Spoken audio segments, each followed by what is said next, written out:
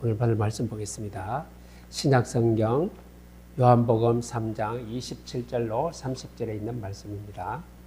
요한복음 3장 27절에서 30절까지 교독합니다. 요한이 대답하여 이르되 만일 하늘에서 주신 바 아니면 사람이 아무것도 받을 수 없느니라.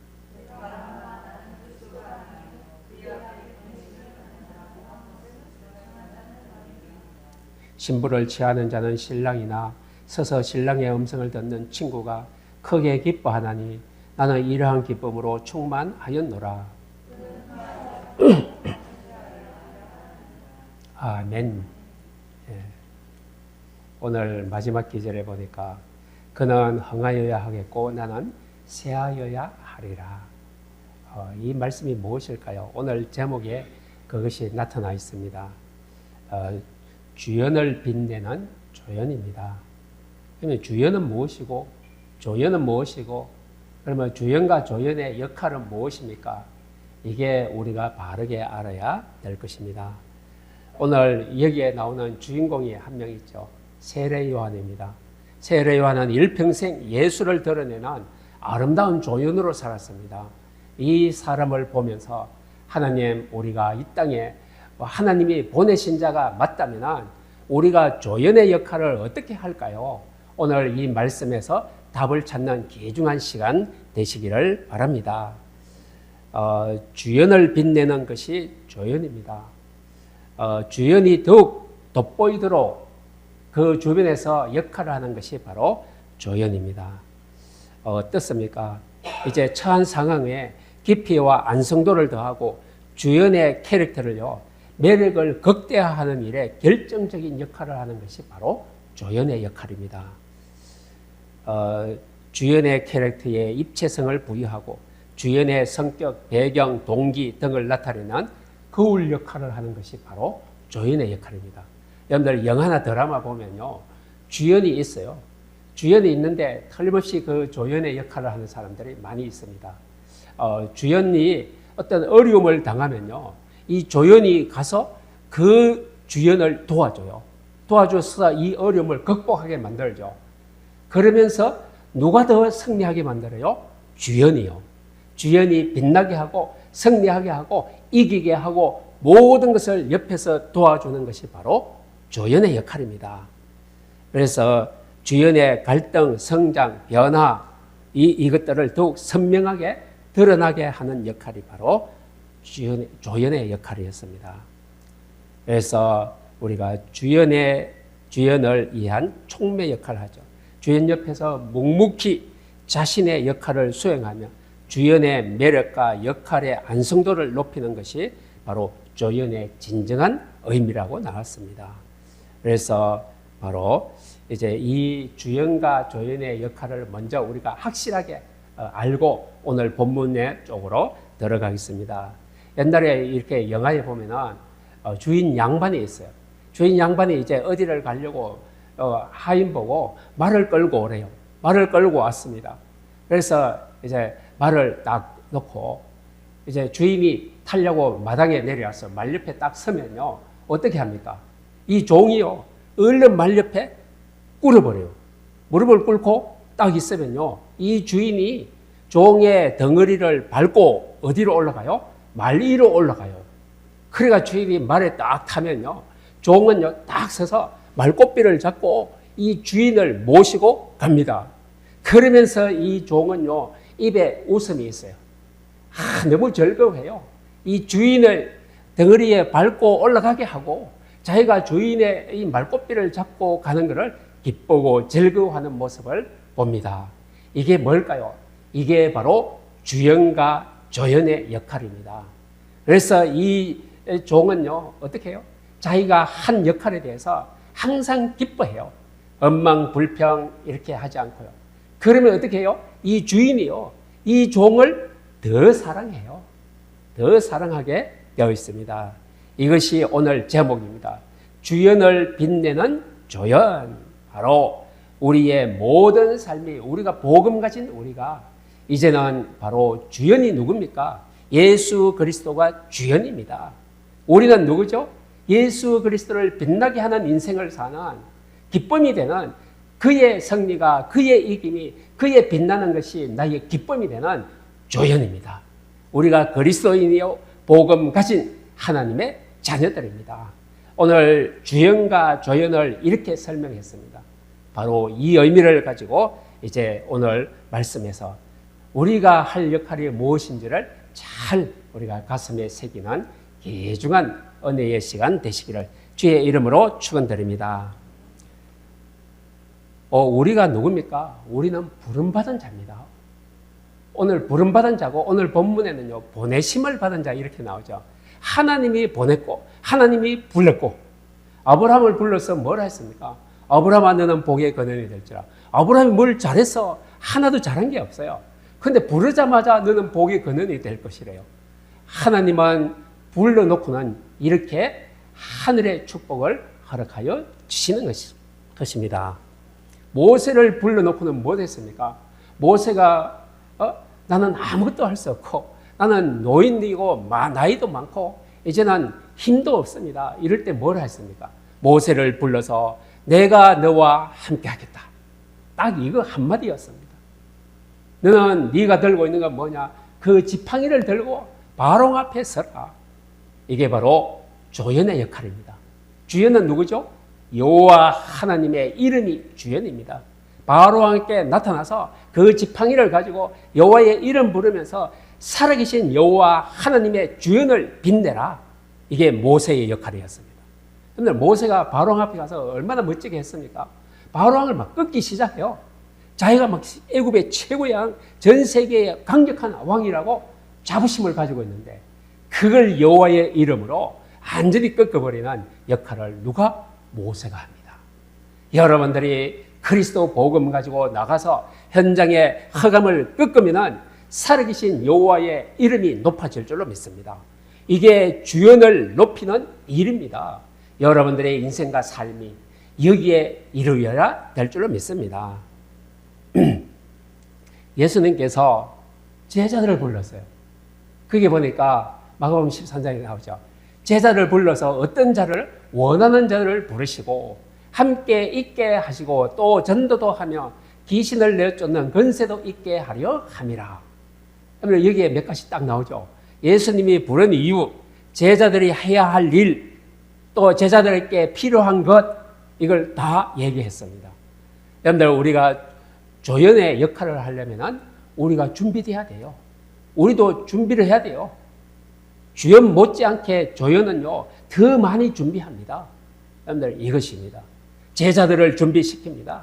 함께 있게 하고 누구를요? 그리스도 예수를 깨닫게 하고 예수님이 누군지를 알게 하고 그리고요 또 전도도 하며 현장에 그 힘을 가지고 나가게 하며 그 힘을 사용하면 어떤 일이 일어나느냐? 귀신을 내어 쫓는 이 힘을 주신다는 것입니다. 이게 바로 조연들이 필요한 것, 가져야 될 것, 가슴에 무엇을 가지고 나가야 될 것, 바로 이것을 얘기하고 있습니다. 그래서 우리를 하나님이 부르셨습니다. 하나님의 부르심을 받은 자, 우리는 바로 미래의 천국까지 딱 보장해 놨습니다. 그래서 우리의 시민권은 하늘에 있는지라. 여러분들 우리가 어떨 때는 조연인데 너무 나약하고 부족하고 약할 때 있어요. 내가 이 정도밖에 안 되나 이렇게 후회하고 한탄할 수도 있어요. 그런데요 그 약한 모습에 우리는 늘 염려하고 불안하고 하지만은 하나님의 약속은 불변입니다. 변함이 없습니다. 너는 강하고 담대하라. 이미 우리를 부르실 때 강하고 담대한 자로 불렀습니다. 그 언약은 변함이 없습니다. 하나님은 하실 것입니다. 여러분들 약한 자를 들어서 불러서 보내서 강하게 사용하실 줄로 믿습니다. 이것이요 하나님의 언약은 약속은 절대 변함이 없습니다. 우리가 우리 한계 때문에 그건 내 생각이죠. 내 마음이죠.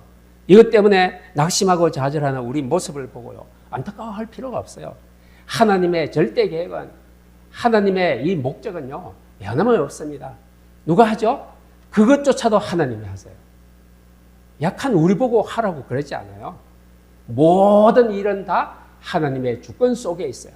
모든 행하는 일들은 하나님의 섭리 속에서 움직이게 되어 있습니다. 바로 이것입니다. 절대 주권과 하나님의 섭리, 이 속에 우리가 들어있음을 늘 확인해야 될 것입니다.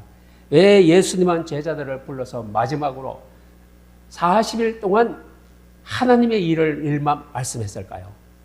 아니, 다른 이야기도 많은데 40일 동안 하나님의 일을 말씀하시니라. 왜 그럴까요? 그리고요, 제자들께도 부탁합니다. 예루살렘을 떠나지 말고 이제 약속한 것을 기다리라. 몇 날이 못되어 성령으로 세례를 받으리라. 바로 제자들에게 당부합니다. 예수님 40일 동안 하나님의 일을 가르쳐 놓고 바로 예루살렘을 떠나지 말아라. 그리고 아버지의 약속하신 것을 기다리라. 그리고 몇 날이 못되어 기다리면 성령 세례를 받으리라. 이 말이 무엇일까요? 제자들은 이제 현장으로 나가야 됩니다. 나가야 됩니다. 그런데 예수님이 안 계시잖아요. 현장에 나가서 어떻게 해야 됩니까? 바로 예루살렘을 떠나지 말고, 이 말이 무엇일까요? 하나님의 언약을 떠나지 말고, 언약을 놓치지 말고, 하나님의 말씀 밖에서 하지 말고, 바로 이 말입니다. 그리고요, 아버지의 약속하신 것을 기다리래요. 아버지가 뭘 약속했어요? 내가 너희들과 함께 하겠다. 강한 오른손으로 지키겠다. 이 약속하신 것을 너의 것이 될 때까지 기다리라. 여러분들 약속한 거 어떨 때는 말씀 받았는데 내 것 아니잖아요. 그런데 어떨 때는 이 말씀이 내 것이야. 야, 이 말씀은 오늘 내 말씀이야. 이 말씀 가지고 현장에서 고백해야지. 그게 바로 아버지의 약속한 게 내 것이 된 것입니다. 이거 될 때까지 기다렸다가 이제 하나님이 주시는 힘을 가지고 그때 나가라. 어디? 땅끝까지. 예루살렘과 온 유대와 사마리아와 땅끝까지 이르러 내 정인 되리라. 여러분들, 예수님은 이것을 통하여 한 가지 딱 주셨습니다. 너희들이 나가서 해야 되는 거, 살리는 힘을 가지고 나가라. 결론은 이것이었습니다. 살리는 힘이었습니다.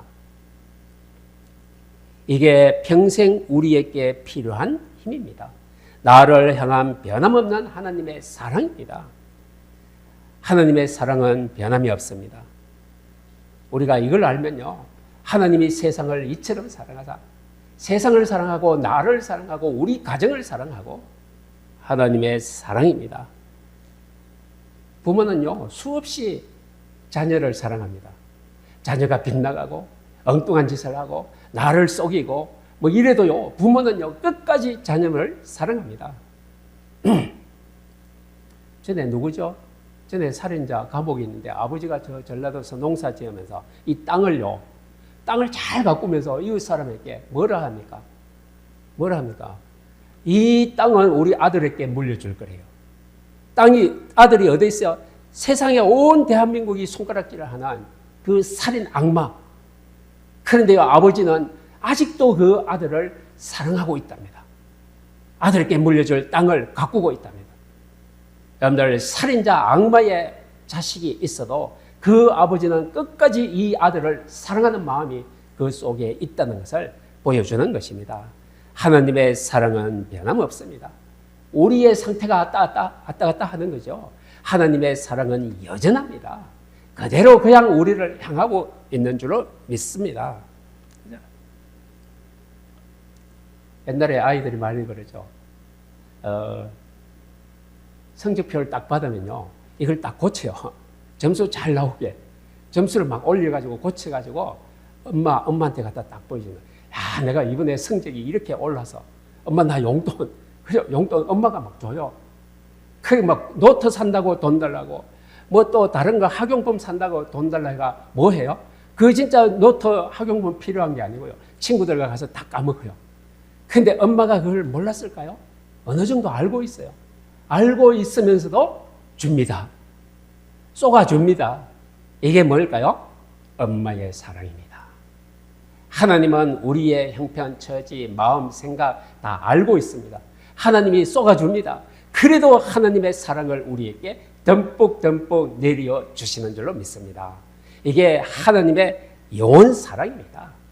하나님의 자녀 사랑입니다. 하나님이 세상을 이처럼 사랑하사 독생자를 보내주셨으니 독생자 가장 하나밖에 없는 가장 아끼는 가장 사랑하는 거 아낌없이 내주시는 하나님, 오늘도 여러분들을 사랑하고 아낌없이 보좌의 문을 열어주실 줄로 믿습니다. 이게 바로 하나님과 우리와의 관계입니다. 고린도전서 13장 13절에 그런즉 믿음, 소망, 사랑 이 세 가지는 항상 있을 것인데 그 중에 제일은 사랑이라. 사랑은 허다한 죄를 덮느니라. 죄도 덮고 허물도 덮고 모든 것을 다 덮어서 아무것도 괜찮은 걸로, 전혀 문제 없는 걸로 바꾸는 것이 사랑입니다. 이것이 바로 어떤 사랑? 결국 우리는 영원 사랑입니다.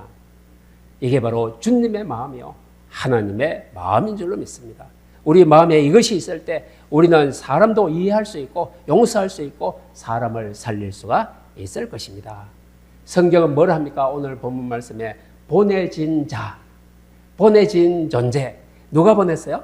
하나님이 특별히 불러서 특별히 구별해서 여러분들을 보내신 줄로 믿습니다. 여러분들 어떤 존재? 하나님이 보내신 자. 나는 그냥 보통 여기에 사는 게 아니에요. 하나님이 나를 직장에 보냈고 나를 이 수원 땅에 보냈고 나를 이 예일교회에 보냈고 하나님이 보내신 존재입니다. 우리는요 아무렇게나 우연히 이렇게 된 게 하나도 없습니다. 우리가 무슨 일을 해도 그 일을 할 때에 거기에 하나님의 목적이 있습니다. 우리가 아무렇게나 내가 하는 것 같죠?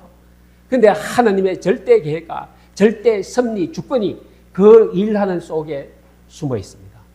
그래서 우리는요, 내가 아무렇게나 일하고 이것저것 내 생각대로 하는 것 같지만 하나님은 섭리하고 있다는 사실을 기억하시기를 바랍니다. 한 톨도 여러분들의 인생은 우연히 없다는 사실 꼭 기억하셔야 됩니다. 마태복음 11장 11절에 여자가 낳은 자 중에 이 세례 요한보다도 큰 이가 일어나니 없도다.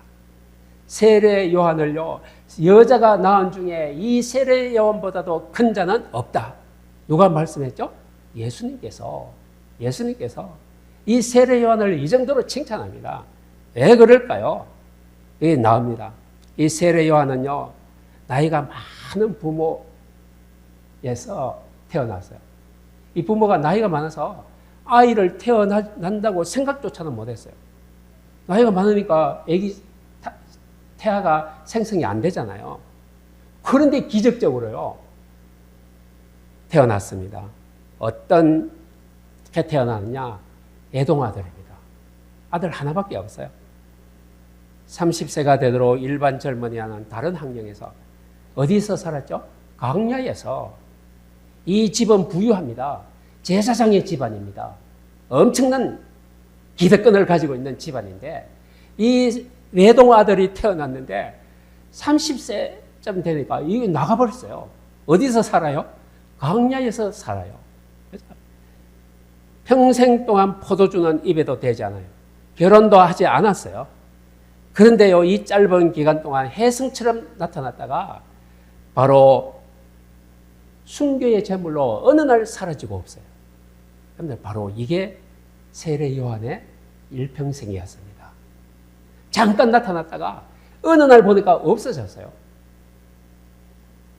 여자가 낳은 자 중에 가장 큰 자라고 말하는 이 사람이 바로 예수님이 왜 이렇게 바로 칭찬할까요?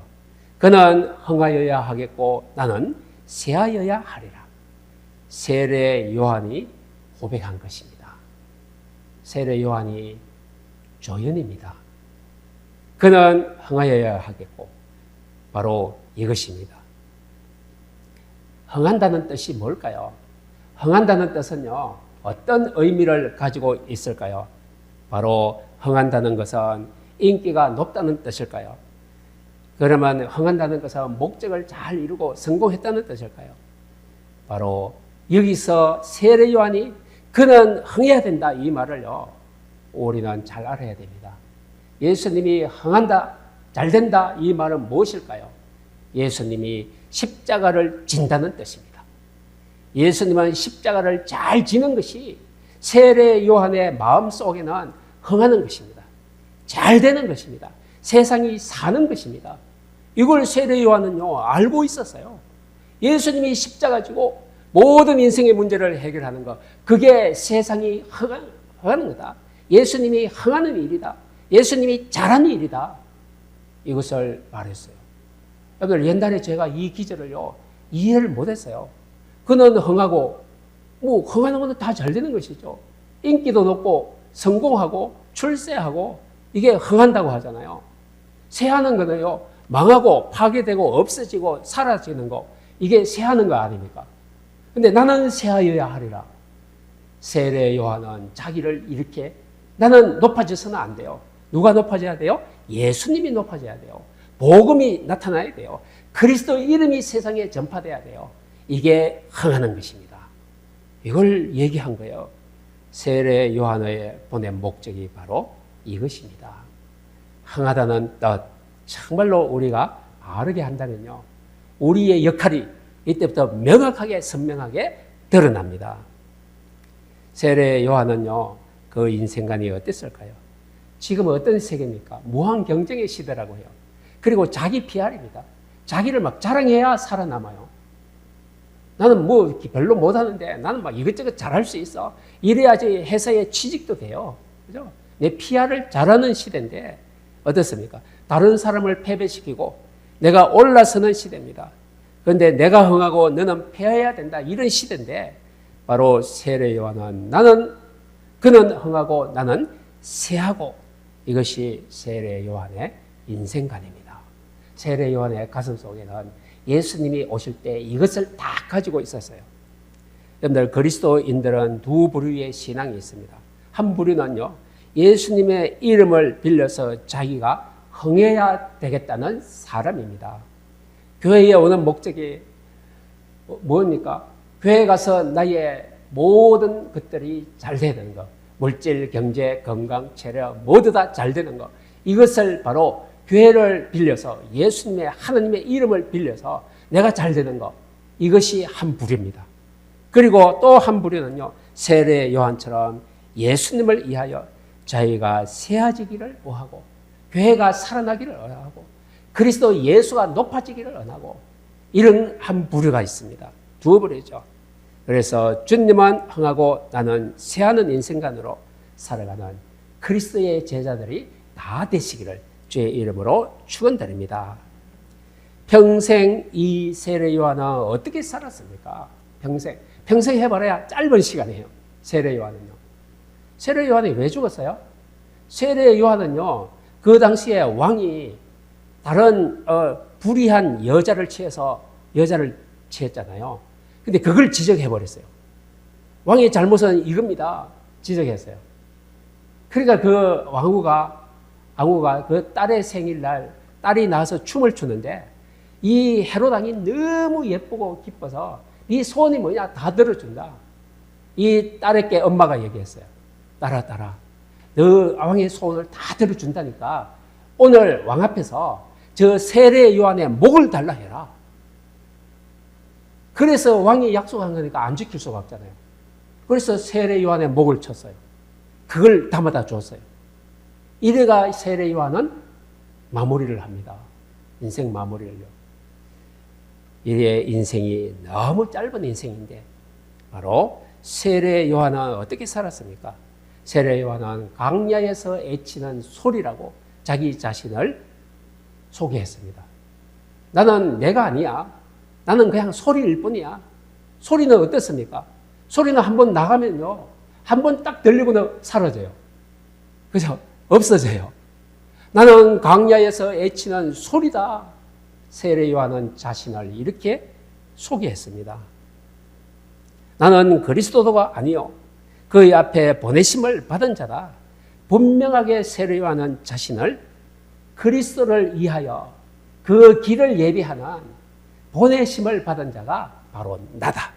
그 길을 예비하는 자가 누구의 길? 예수 그리스도의 길을 예비하러 왔다. 이게 바로 조연의 역할입니다. 세례 요한의 인생이라고 말하고 있습니다. 원래 29절에 보면은 신부를 취하는 신랑이나 서서 신랑의 음성을 듣고 친구가 크게 기뻐하니 나는 이러한 기쁨으로 충만하였노라. 그래서 이스라엘은요, 신랑이 이제 결혼날 누가 신부를 맞이합니까? 신랑은 서서 기다리고 신랑 친구가요, 신부가 오는 길 모든 것을 친구가 다 해요. 친구가 다 해서 신부를 기다렸다가 신부가 오면은요, 이 신랑 친구가 크게 기뻐하면서 이 신부를 신랑에게 이제 보내줍니다. 이게 바로 신랑의 친구입니다. 오늘 본문 말씀에 신랑의 친구인 내가 크게 기뻐하노라. 누구를요? 신부를 맞이하는 일에 바로 신랑을 위하여 신랑 친구가 더 기뻐한대요. 세례 요한의 마음입니다. 예수님의 길을 내가 준비하는 이 길, 나는 예수님은 신랑이요, 나는 신랑 친구인 내가 신랑인 예수님을 위하여 신부를 준비하고 맞이하는 이 모든 일이 내가 얼마나 기쁜 일이다 고백하고 있습니다. 세례 요한은 자신을 혼인잔치를 준비하는 신랑의 친구로 표현하고 있습니다. 예수님의 드러나는 삶, 최고의 기쁨이 되기를 원합니다. 평생 예수님을 드러내는 길, 이것을 걸었던 세례 요한의 삶이 지금 여러분들의 삶에 투영되기를 원합니다. 각 그 형상이 딱 이루어지기를 원합니다. 투영이 뭡니까? 하나님의 살아계심을, 예수가 그리스도 되심을, 교회의 말씀 생명이 드러나는 삶을 살기를, 이게 투영되는 삶입니다. 이 삶을 살기를 바랍니다. 평생 아름다운 조연의 삶, 이것을 산 세례 요한입니다. 아까도 얘기했듯이 조연의 역할은요, 주인공을 빛나게 하는 것입니다. 세례 요한은 예수님의 오심을 미리 준비했어요. 미리 나가서 회개하라, 천국이 가까워 왔느니라.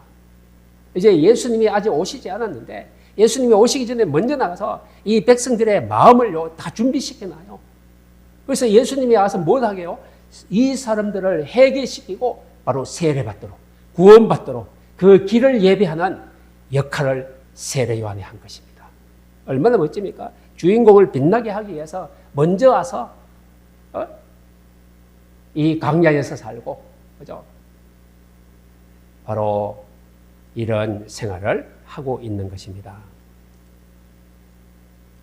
내 인생의 주인공은 예수님입니다. 나는 조연입니다.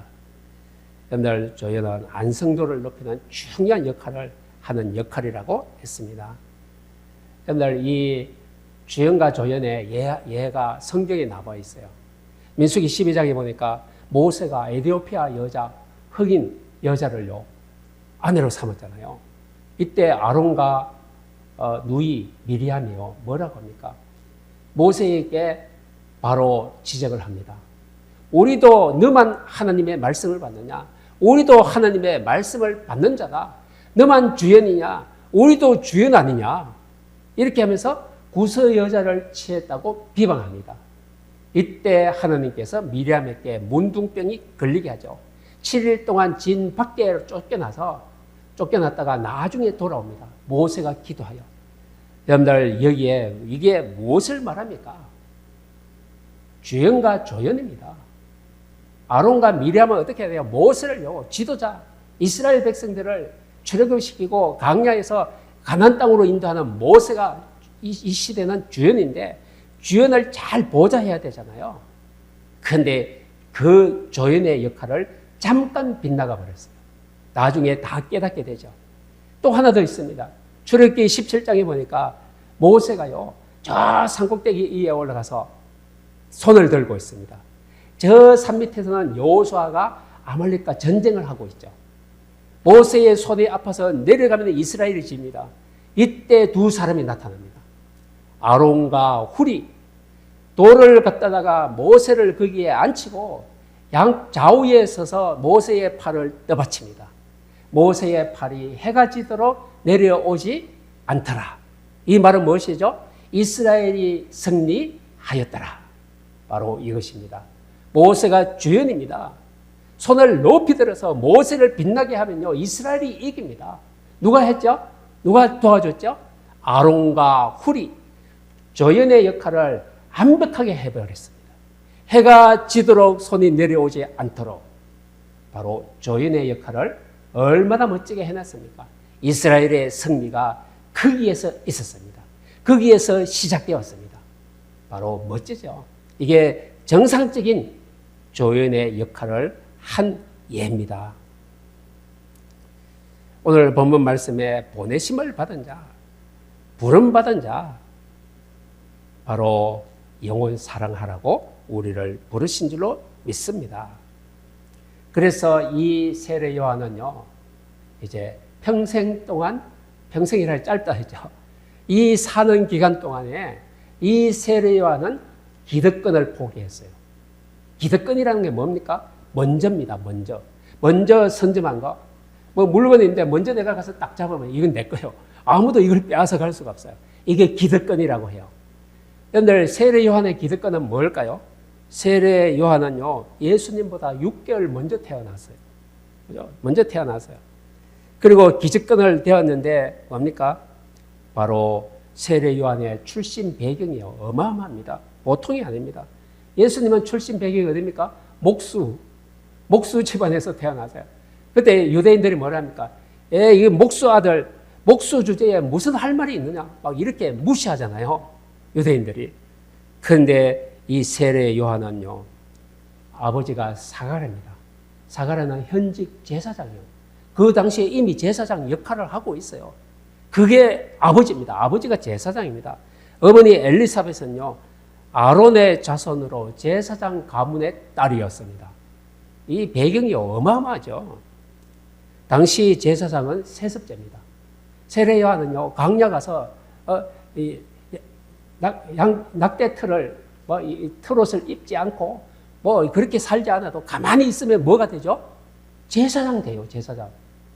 가장 높은 지위에 올라가요. 그죠? 이게 세례 요한의 기득권입니다. 가만히 있으면 되는데 왜 광야로 가서 이런 일을 합니까? 얼마나 이 집안이 훌륭한데요. 미래가 보장되어 있고요. 그런데 기득권을 포기하고 야인으로 삽니다. 미래가 보장되었는데 광야에서 약대털을 걸치고 메뚜기와 석청을 먹고 그 시대를 향하여 외칩니다. 회개하라, 천국이 가까웠느니라. 기득권 포기하고 뭘 했다고요? 회개하라, 천국이 가까워왔느니라. 이걸 하고 있습니다. 여러분들, 바로 이 세례 요한은 자기의 기득권을 다 포기하고 예수님의 길을 예비하는 일에 쓰임받았습니다. 기득권을 포기했다. 통로를 열어주는 것입니다. 그죠? 내가 막고 있지 않아요. 여러분들, 세례 요한이요, 막을 뻔했어요. 여기에 성경이 나옵니다.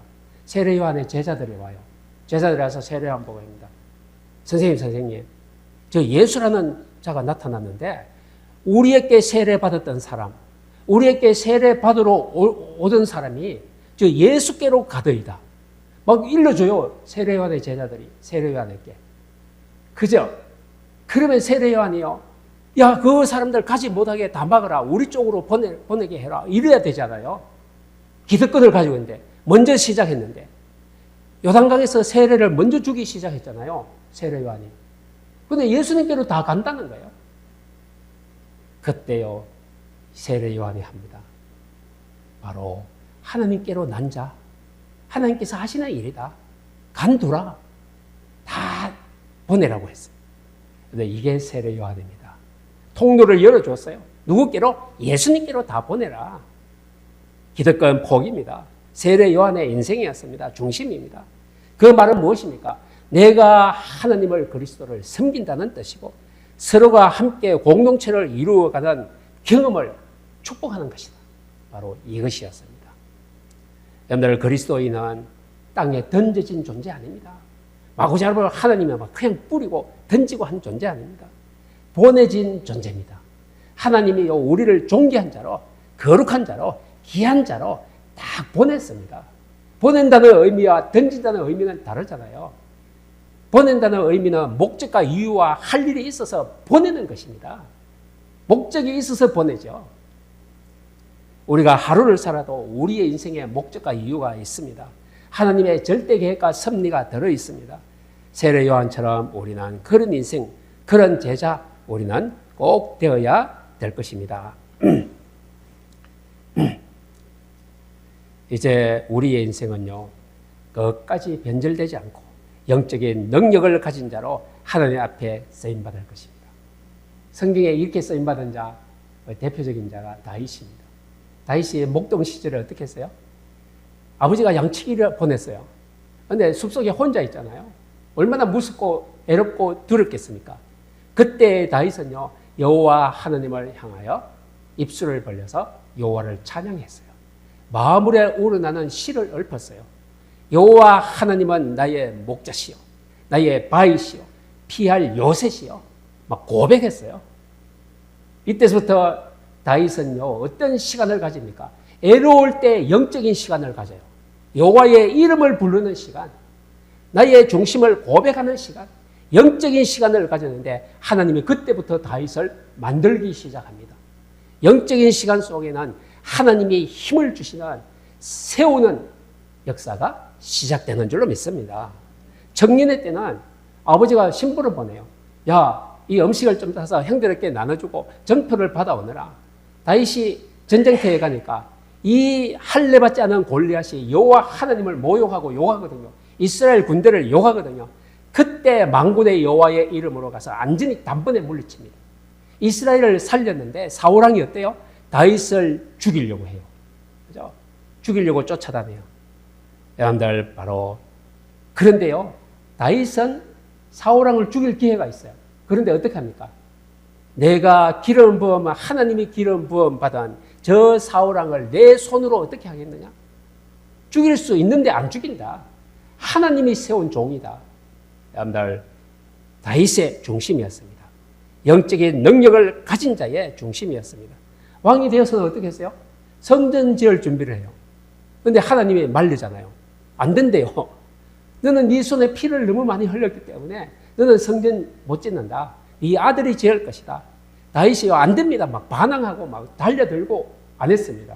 순종했습니다. 성전 지을 준비를 다 하고 하나님이 주신 것 하나님께 들었을 뿐입니다. 백성들이만 넘치도록 가져와서 성전 준비를 완벽하게 하고 이 성전을 솔로몬에게 짓게 합니다. 여러분들, 이게 뭘까요? 영적인 능력자입니다. 어릴 때부터 영적인 시간 속에서 영적인 힘을 가지고 있었는 자, 끝까지 다윗은 영적인 능력자로 쓰임받습니다. 여러분들, 영적인 시간, 하나님 앞에 단을 쌓는 시간입니다. 하나님과 함께하고 고백하는 그 이름을 부르는 시간입니다. 여호와를 찬양하는 시간입니다. 여호와를 고백하는 시간, 이게 바로 영적인 시간이요, 하나님의 힘을 얻는 시간입니다. 하나님은 정말 오늘 주신 이 말씀을 통하여 이런 은혜와 이런 축복을 여러분들에게 주시기를 원합니다. 그래서 우리는 우리 자신뿐만 아니라 우리 후대, 우리보다도 더 큰 강한 후대들이 꼭 세워지기를 여러분들이 기도하시기를 바랍니다. 영적인 능력자, 우리 자신이 쓰임받고 변함없이 이제 하나님의 나라에 갈 때까지 깨끗하고 순수하고 강한 영을 살리는 자로 우리는 쓰임받게 될 줄로 믿습니다. 이제 결론 맺습니다. 주님의 마음이 우리 마음속에 가득하면 영혼을 사랑하게 됩니다. 보내심을 받은 자는 자기 이치, 자기 사명, 자기 역할 잘 하는, 조연의 역할을 하는, 그리스도를 높이고 여호와의 살아계심을 나타내는 귀중한 인생으로 쓰임받게 될 줄로 믿습니다. 평생 그리스도가 드러나게 하고 아름다운 조연으로 영적인 능력자로 쓰임받기를 주의 이름으로 축복합니다. 기도하겠습니다. 살아계신 주님, 은혜를 감사합니다. 주연을 빛내는 조연이라고 했습니다. 예수 그리스도를 빛내는 세례 요한이었습니다. 하나님, 오늘도 우리에게 이 귀한 말씀을 주셨습니다. 우리가 영적인 시간들을 가져서 하나님이 주시는 영적인 힘을 얻고 세상을 살릴 일에 쓰임받는 귀중한 역할을 담당하는 하나님의 제자로, 그리스도의 제자로 쓰임받게 하여 주옵소서. 살아계신 예수 그리스도의 이름으로 기도합나이다. 아멘.